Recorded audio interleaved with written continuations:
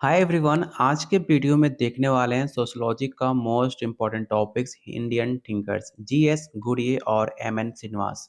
ऐसे दो टॉपिक्स हैं जो हर बार आपके एग्जाम में 4 से 5 सवाल तो हमेशा पूछे जाते हैं, इसलिए आज का टॉपिक्स काफ़ी ज़्यादा इम्पोर्टेंट हो जाता है। आज का प्रैक्टिस सेट नंबर 9 है। इससे पहले हमने 8 प्रैक्टिस सेट और बहुत सारे इंपॉर्टेंट क्वेश्चन कंप्लीट कर चुके हैं। अगर आपने वीडियो नहीं देखा है तो आप जाकर वीडियो के प्लेलिस्ट में चेकआउट कर सकते हो। तो चलिए शुरू करते हैं आज का पहला क्वेश्चन। लेकिन उससे पहले अगर आप बीपीएससी तैयारी 4 स्टेट सेकंड फेज की तैयारी कर रहे हो तो आपके सिलेबस में टोटल 15 यूनिट है। 15 यूनिट में जितने भी टॉपिक्स दिए गए हैं वो सारे टॉपिक्स कवर करते हुए 2000 से ज़्यादा क्वेश्चन आंसर, साथ में एनसीईआरटी क्लास 11 क्लास 12 का जो बीपीएससी तैयारी 3 में 20 से 22 क्वेश्चन पूछे गए थे, और साथ में ऑल प्रीवियस ईयर क्वेश्चन। आपको लेने के लिए सिर्फ 300 पे करना पड़ेगा। अगर आप कंप्लीट 150 मार्क्स का नोट्स लेते हो, जिसके अंदर सोशियोलॉजी का 80 marks, GK GS language paper और साथ में अनलिमिटेड टेस्ट सीरीज और ग्रुप डिस्कशन, डेली क्यूजेस, साथ में आपको गाइड भी किया जाएगा कैसे एग्जाम की तैयारी करनी है, कैसे आप फर्स्ट अटेम्प्ट में पेपर क्वालिफाई कर सकते हो, कैसे मैंने खुद का पेपर क्वालिफाई किया था, ये सब कुछ आपको बताया जाएगा। अगर आप स्टेट की तैयारी कर रहे हो तो 100 मार्क्स का सोशियोलॉजी, 30 मार्क्स का arts of teaching and 20 marks का अदर स्किल, ये सब कुछ मिलेगा सिर्फ 500 में। लेने के लिए आप मुझे इस नंबर पे व्हाट्सअप कर सकते हो। कल शाम 5 बजे आपका ऑनलाइन टेस्ट सीरीज होने जा रहा है एनसीईआरटी क्लास 11 का चैप्टर नंबर 1। उसको ज्वाइन करने के लिए आप 500 पे करके कंप्लीट नोट्स के साथ साथ अनलिमिटेड टेस्ट सीरीज भी आप ले सकते हो। तो चलिए शुरू करते हैं आज का पहला क्वेश्चन। पहला क्वेश्चन है, जी एस घुरिये को भारतीय समाजशास्त्र में किस उपागम के लिए जाना जाता है? मोस्ट इंपॉर्टेंट क्वेश्चन है, इसे याद रखिएगा। इन ऑप्शन को रीड कीजिए और बताइए क्वेश्चन 1 का राइट आंसर क्या होगा।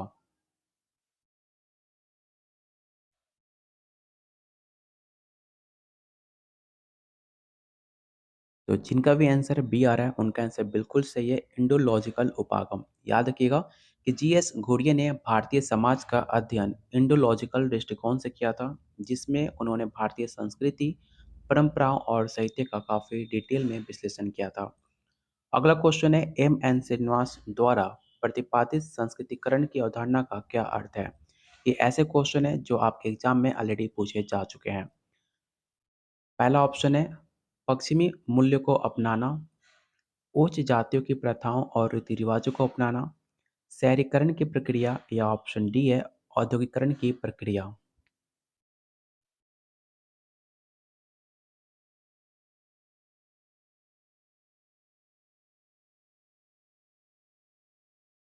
तो इसका राइट आंसर होगा ऑप्शन नंबर बी, उच्च जातियों की प्रथाओं और रीति रिवाजों को अपनाना।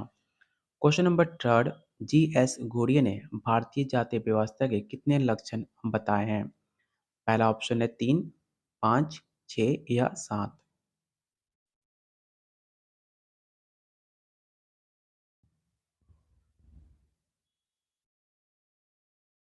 तो इसका राइट आंसर होगा option number C, 6। G S Ghurye ने भारतीय जातीय व्यवस्था के 6 प्रमुख लक्षण बताए थे। याद रखिएगा, जाति का आनुवंशिक समूह होना, पेशे का निर्धारण, सामाजिक प्रतिबंध, विवाह संबंधी नियम, खान-पान संबंधी प्रतिबंध, ये सब आपके 6 जाति व्यवस्था के लक्षण थे जिन्होंने जीएस घुरिये ने बताए थे। ये सारे पॉइंट आप याद रखिएगा। क्वेश्चन नंबर 4 है, एम एन श्रीनिवास किस गांव के गहन अध्ययन किया था? पहला ऑप्शन है रामपुरा, शेरपुरा, बेलारी या मांड्या।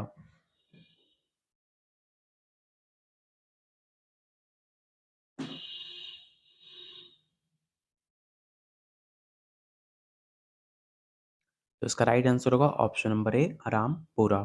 श्रीनिवास ने कर्नाटक के रामपुरा गांव का गहन अध्ययन किया, जिसमें ग्रामीण भारत के सामाजिक संरचना और परिवर्तन को समझने में इन्हें काफ़ी ज़्यादा मदद मिली।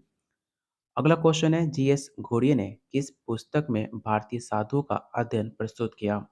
ये सवाल आपके एग्जाम में पूछा जा चुका है, इसे याद रखिएगा। पहला ऑप्शन है caste and race in India, Indian sadhus, social tension या रिलीजन एंड सोसाइटी।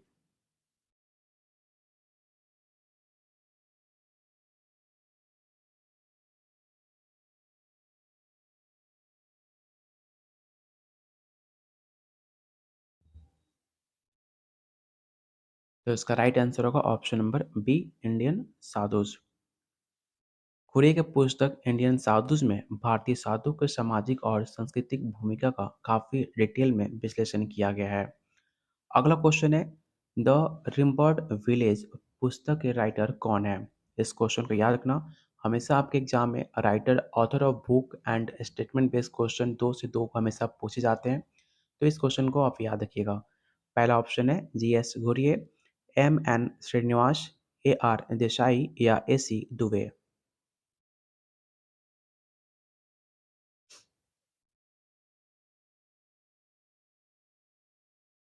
तो इसका राइट आंसर होगा option number B, M N Srinivas, जो कि रामपुर गांव के अपने अनुभव और अध्ययनों का इन्होंने इस पुस्तक में काफ़ी ज़्यादा वर्णन किया था। ऑप्शन नंबर बी इसका राइट आंसर होगा। क्वेश्चन नंबर 7 है, जी एस घुरिये ने भारतीय समाज के किस तत्व को विशेष महत्व दिया था? पहला ऑप्शन है औद्योगिकरण, शहरीकरण, जाति व्यवस्था या शिक्षा।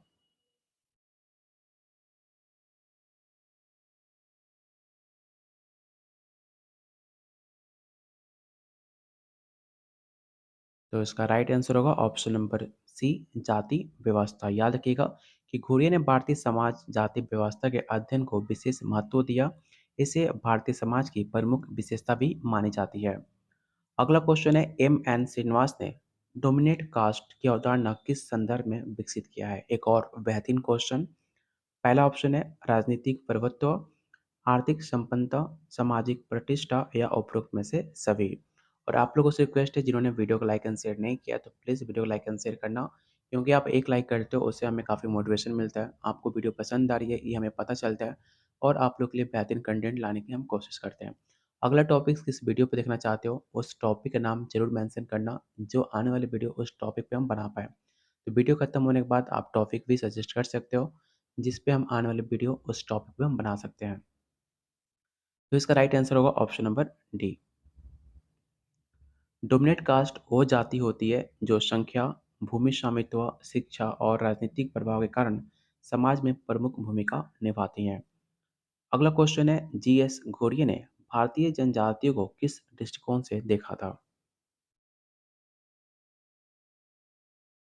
तो पहला ऑप्शन है पृथक सांस्कृतिक समूह, मुख्यधारा समाज का हिस्सा या विदेशी प्रभाव। तो इन तीन ऑप्शन में से आपका कोई एक राइट आंसर है, तो आप इन ऑप्शन को ध्यान से देखकर राइट आंसर बताने की आप ट्राई करो।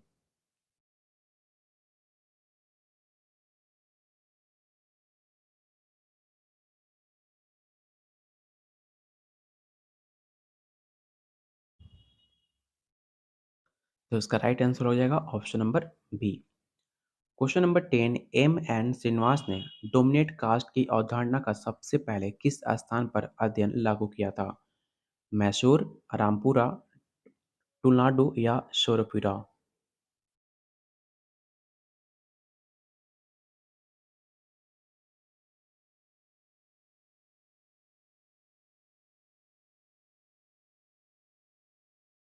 तो जिनका भी आंसर ए आ रहा है उनका आंसर बिल्कुल सही है। याद रखिएगा कि एम एन श्रीनिवास ने डोमिनेट कास्ट की अवधारणा को सबसे पहले मैसूर राज्य के संदर्भ में लागू किया। ये अवधारणा जाति के आर्थिक, राजनीतिक और सामाजिक प्रभुत्व को दर्शाती है। अगला क्वेश्चन है, जी एस घुरिये ने किस भारतीय परंपरा को सामाजिक एकता का स्तंभ कहा था? पहला ऑप्शन है धर्म, जाति व्यवस्था, संयुक्त परिवार या ग्राम व्यवस्था।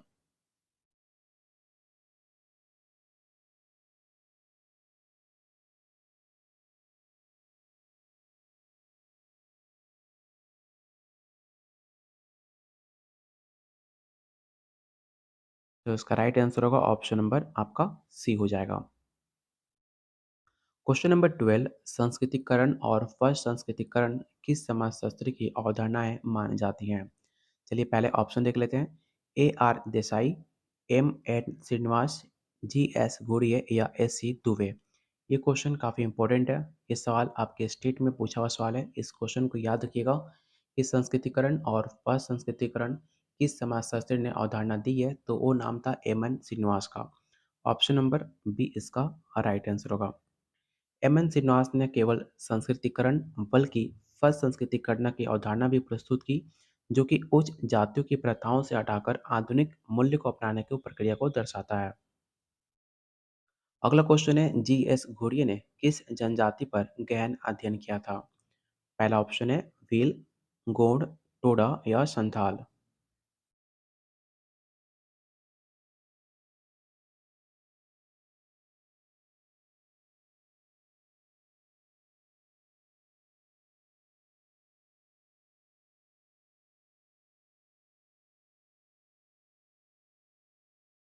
तो इसका राइट आंसर होगा ऑप्शन नंबर सी, टोंडा। याद रखिएगा, जी.एस. घुरिये ने टोडा जनजाति का गहन अध्ययन किया और उनके सामाजिक, धार्मिक और सांस्कृतिक जीवन का विश्लेषण भी किया था। क्वेश्चन नंबर 14 है, फर्स्ट संस्कृतिकरण का मुख्य कारण क्या है? पहला ऑप्शन है औद्योगिकरण, शहरीकरण, आधुनिक शिक्षा या उपरोक्त में से सभी।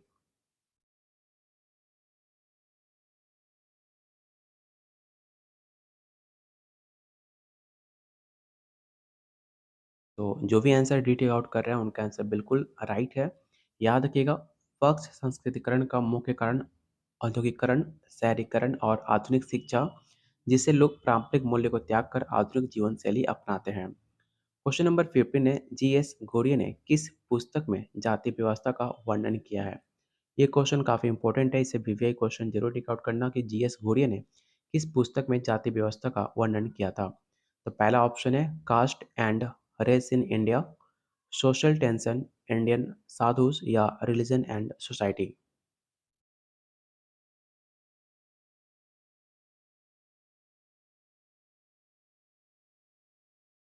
तो इसका राइट आंसर होगा option number A, caste and race in India.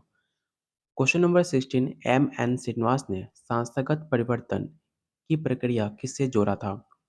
पहला ऑप्शन है औपनिवेशिक शासन, धार्मिक सुधार आंदोलन, ग्राम व्यवस्था या राजनीतिक लोकतंत्र।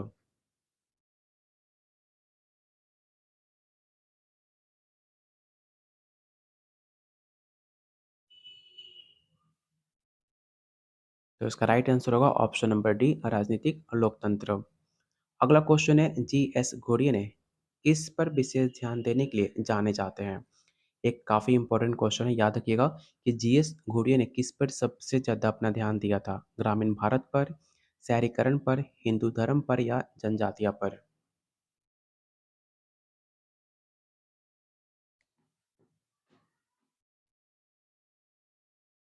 तो इसका राइट आंसर होगा ऑप्शन नंबर सी, हिंदू धर्म। जी.एस. घुरिये ने हिंदू धर्म और संस्कृति पर गहन अध्ययन किया और भारतीय समाज में धार्मिक परंपराओं को भूमिका पर काफ़ी ज़्यादा जोर भी दिया था। क्वेश्चन नंबर 18 है, संस्कृतिकरण मुख्यतः किस प्रकार की प्रक्रिया है? पहला ऑप्शन है सांस्कृतिक, सामाजिक, राजनीतिक या आर्थिक।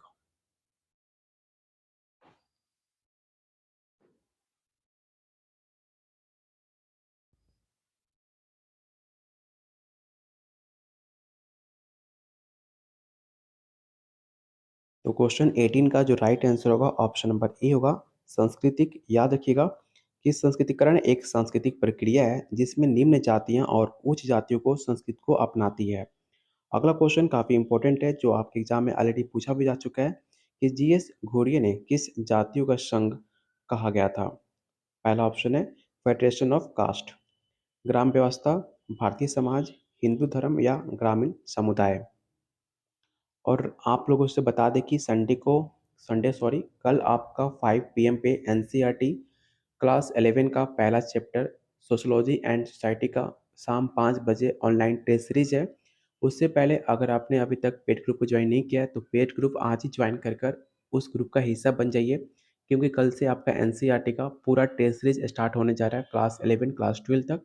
उसके बाद हम आपका जो सिलेबस है उसे हर एक टॉपिक्स को कवर करेंगे आपके ऑनलाइन टेस्ट सीरीज के माध्यम से। तो जल्दी टेस्ट सीरीज को आप पेड ग्रुप को ज्वाइन करके उस टेस्ट सीरीज का फ़ायदा उठा सकते हैं।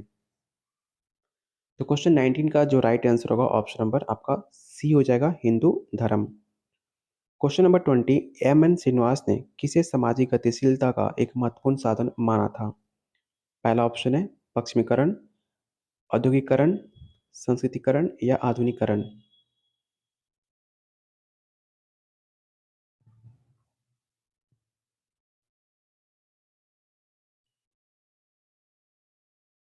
तो इसका राइट आंसर होगा ऑप्शन नंबर आपका C. Question number 21, M N Srinivas ने पश्चिमीकरण को किस प्रकार परिभाषित किया है? एक और बेहतरीन क्वेश्चन है, इसे याद रखिएगा कि एम एन श्रीनिवास ने पश्चिमीकरण को किस प्रकार परिभाषित किया है? पहला ऑप्शन है यूरोपीय मूल्य को एक्सेप्ट कर कर, आर्थिक विकास, उच्च जातियों की नकल या औद्योगिकरण।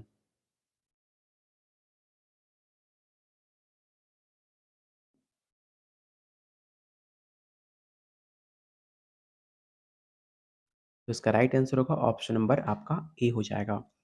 श्रीनिवास ने पश्चिमीकरण को उन सामाजिक और सांस्कृतिक परिवर्तनों के रूप में परिभाषित किया जो भारतीय समाज में ब्रिटिश शासन के दौरान पश्चिमी प्रभावों के कारण काफी अनुभव किए थे। क्वेश्चन नंबर 22 है, जी एस घोरिये ने सांस्कृतिक समरसत्ता की प्रक्रिया को किसी संदर्भ में विश्लेषण किया है?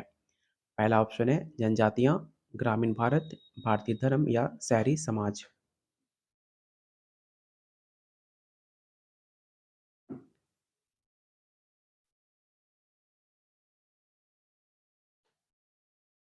तो इसका राइट आंसर होगा ऑप्शन नंबर ए जनजातियां। घुरे ने तर्क दिया था कि भारतीय जनजातियां मुख्य धारा के हिंदू समाज में सांस्कृतिक समरसता के माध्यम से सम्मिलित हो रही हैं। अगला क्वेश्चन है, डोमिनेट कास्ट का निर्धारण मुख्यतः किस आधार पर होता है? डोमिनेट कास्ट काफ़ी इंपॉर्टेंट पॉइंट है, इससे हर एक बार एग्जाम में सवाल पूछे जाते हैं। याद रखिएगा कि डोमिनेट कास्ट का निर्धारण मुख्यतः किस आधार पर होता है? पहला ऑप्शन है भूमि स्वामित्व पर, संख्या पर, राजनीतिक प्रभाव पर या उपरोक्त में से सभी।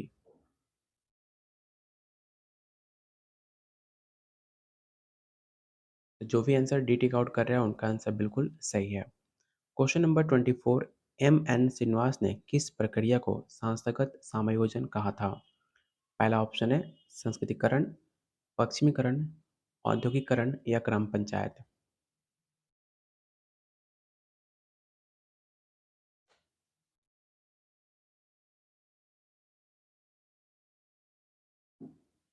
तो इसका राइट आंसर होगा ऑप्शन नंबर बी, पश्चिमीकरण। श्रीनिवास ने पश्चिमीकरण के संस्थागत समायोजन कहा जिसमें भारतीय संस्थान पश्चिमी मूल्य को अपनाते हैं। अगला क्वेश्चन है, जी एस घुरिये ने भारतीय जनजाति को किस प्रकार परिभाषित किया है? पहला ऑप्शन है अलगावादी समाज, भारतीय संस्कृति के भाग, पश्चिमी समाज के अवशेष या आदिम समाज।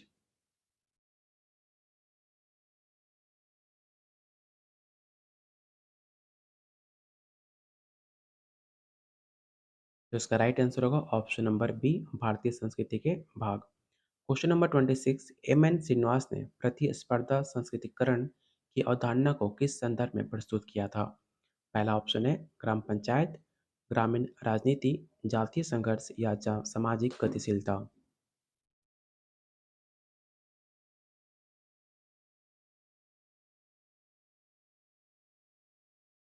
तो इसका राइट आंसर होगा ऑप्शन नंबर सी। याद रखना कि श्रीनिवास ने तर्क दिया था जब दो या उससे अधिक जातियां एक साथ उच्च जातियों की प्रथाओं को अपनाने का प्रयास करती है तो ये प्रतिस्पर्धा संस्कृतिकरण का कारण बनता है। अगला क्वेश्चन है, जी एस घोड़िये ने भारतीय जनजाति को किस प्रक्रिया के माध्यम से मुख्य धारा में आने का सुझाव दिया था? पहला ऑप्शन है धर्मांतरण, हिंदूकरण, शहरीकरण या औद्योगिकरण।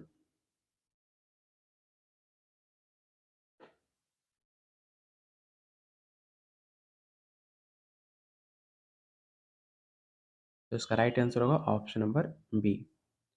Question number 28, M N Srinivas के अनुसार सामाजिक परिवर्तन के लिए सबसे प्रभावशाली कारक कौन सा है? इस क्वेश्चन को वीवीआई क्वेश्चन टिक आउट करना। पहला ऑप्शन है आर्थिक सुधार, शिक्षा, संस्कृतिकरण या पश्चिमीकरण।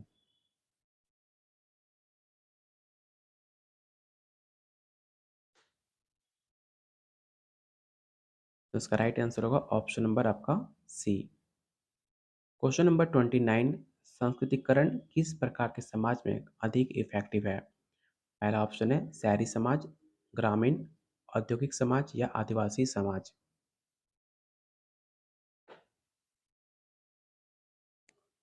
तो काफ़ी आसान क्वेश्चन है, आपको पता होगा कि संस्कृतिकरण आज के टाइम पे भी ग्रामीण समाज में सबसे ज़्यादा इफेक्टिव है, इसलिए इसका राइट आंसर होगा ऑप्शन नंबर आपका बी हो जाएगा। और आज का लास्ट क्वेश्चन, और उससे पहले अभी तक आपने वीडियो को लाइक एंड शेयर नहीं किया तो प्लीज़ वीडियो को लाइक एंड शेयर करना, और लाइक करने में बिल्कुल पैसा नहीं लगता आपका। लाइक शेयर करते हो उससे हमें काफ़ी मोटिवेशन मिलता है, हमें काफ़ी प्रेरित होते हैं इसके लिए और वीडियो बनाने के लिए, तो प्लीज़ सारे लोग वीडियो को लाइक एंड शेयर आप लोग ज़रूर करना। क्वेश्चन नंबर 30 है, एम एन श्रीनिवास के अनुसार संस्थागत परिवर्तन का मुख्य कारण कौन-सा है? आधुनिक शिक्षा, लोकतंत्र, शहरीकरण या औद्योगिकरण?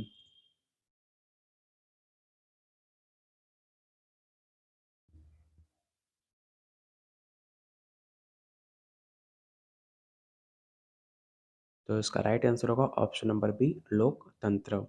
श्रीनिवास ने कहा कि लोकतांत्रिक संस्थान ग्रामीण और पारंपरिक समाज में व्यापक सांस्कृतिक परिवर्तन लाने में सहायक है। तो यहाँ पे टॉप 30 क्वेश्चन आपके खत्म होते हैं। आज का जो हमारा टॉपिक था G S Ghurye and M N Srinivas, जो काफ़ी इंपॉर्टेंट टॉपिक था आज के इंडियन थिंकर से।